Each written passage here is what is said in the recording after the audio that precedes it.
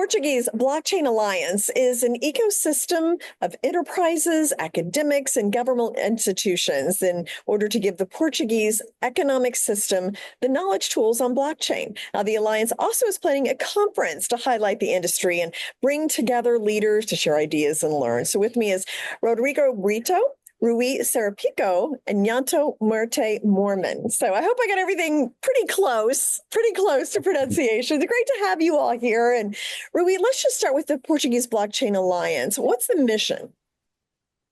So the mission is essentially to foster adoption and to get everyone on board on Web3 and blockchain. So in the beginning, let me just give you like a 30-second background. We started this in 2017 as a long hackathon for PSD2, which is a Payment Services Directive, an older payment service, European Union Payment Service Directive. And the long hackathon was done with the Bank of Portugal. And in those days, everybody was talking about, why don't you do this on blockchain? In most cases was, why don't you do this on the Bitcoin scene? So essentially what we started doing was engaging with different stakeholders on what would it be to have an ecosystem that would bring. In those days, nobody would really talk about Web3. They would talk mostly about blockchain and Bitcoin. That would bring blockchain to a more traditional side of the economy, so that people would gather around and understand better what kind of means of payment, what kind of governance models they could explore. And we got a lot of pushback. This was 2017. We got a lot of pushback, but essentially we decided to move ahead, and it was a great days because we did a lot of evangelizing in those days, and the mission was essentially that, just to develop the blockchain ecosystem and community in Portugal. Yeah. And so let's come to today then. So how do things look in Portugal in terms of the blockchain industry? For a lot of expats and a lot of people just coming to Portugal, the blockchain ecosystem is thriving, even in regions like Algarve, which is south of Portugal, where it's warmer. It's kind of a little bit of Florida of Europe. There's a lot of things are happening, not just meetups, but also as I mentioned, hackathons. There's a lot of adoption in finance, in healthcare, in supply chain traceability, and the legal sector is also very active in those projects. Yeah, well, and I assume, like the US, we've seen a lot of AI with it as well. Are you seeing that also in Portugal? Rodrigo, do you want to jump in there, Rui, and then Rodrigo? Yes, and this is actually a great segue to share Rodrigo's and Janto's vision, because the conference that the Portuguese Blockchain Alliance and Coda is co-organizing has a lot of focus on the integration of deep tech, so AI, blockchain, cyber, and so on. So and the projects are really now starting to ramp up. Rodrigo? Exactly, I agree with all Rui said. Right now, we are seeing a major impact on artificial intelligence in many projects here in Portugal. And we are delighted and eager to see them at Coda in the conference that I'm currently working on at the moment, that will occur on 7th and 8th of May. And they are indeed very projects that are investing their efforts into this matter, into implementation of AI in blockchain. And that's something that is occurring. Now, you mentioned the conference. So, Janto, let's bring you in and talk about the conference a little bit. What can people expect? Well, CODA, the Conference on Digital Assets, focuses on blockchain and Web3 technology. And there are many conferences on that subject, but they primarily focus on the technical aspect in developing it, in bringing it forward in the world. What we like to do is to focus more on the business aspect of blockchain. What can you actually do with this technology, and why, as an entrepreneur or a C-level executive, should you get involved in that technology and leverage that? I think the three of us all agree that this technology is not going away. It will become bigger and bigger. And if you don't enter that world or know what it is, you'll be left behind and be the next Nokia of this world.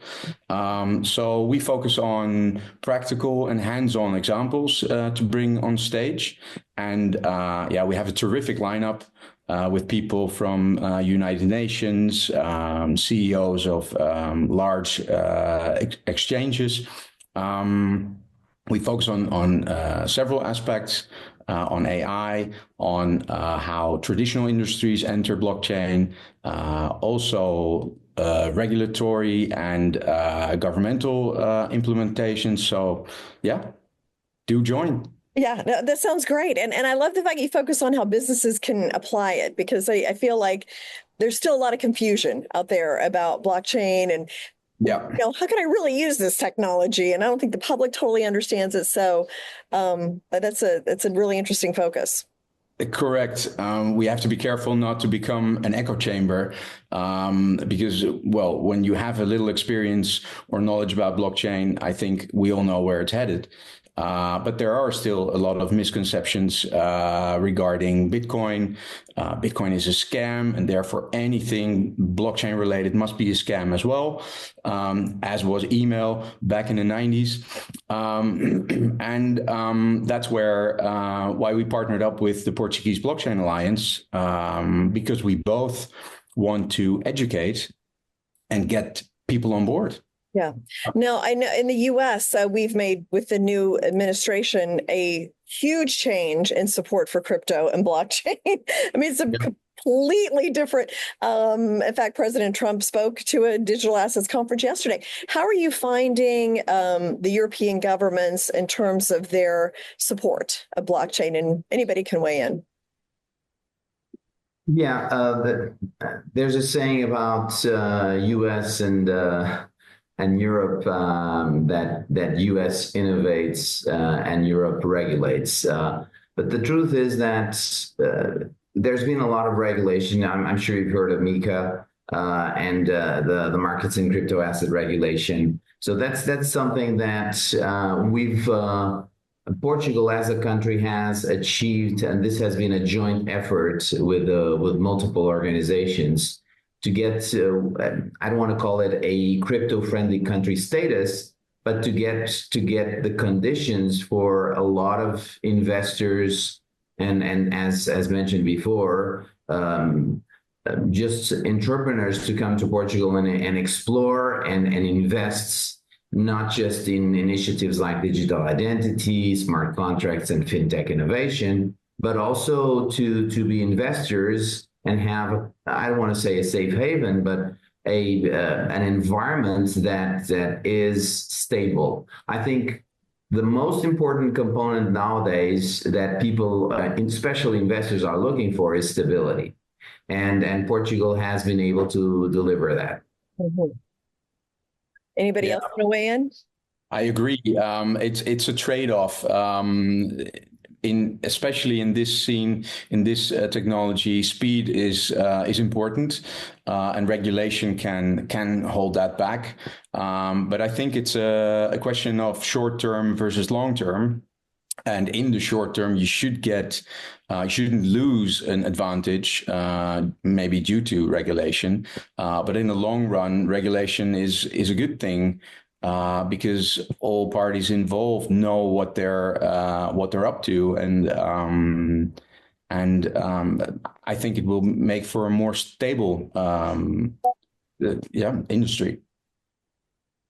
Yeah, I agree. And I think a lot of people you mentioned earlier don't trust the industry. I think regulation will help gain trust. I mean, as long as it's reasonable regulation and doesn't stifle innovation going forward. So, yeah. Exactly. I think it's about balance. Janto, finally, tell us how people can find out more about the conference. Is there a website? How can they register? There's a website.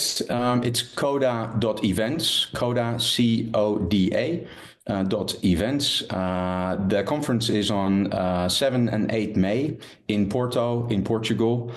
Porto was voted the most beautiful city on an ocean in the world by Lonely Planet last year. But apart from that, many other good reasons to come. A good start is our website, coda.events. Okay, wonderful. And it sounds like during the day you can learn and network, and then at night you can enjoy the beauty of Portugal. So Exactly. can't beat that. So awesome. Thank you so much for coming and kind of explaining what's going on in the Portugal blockchain scene. Thank you, Jane. Thank you. Thank you a lot. Uh-huh. Cheers.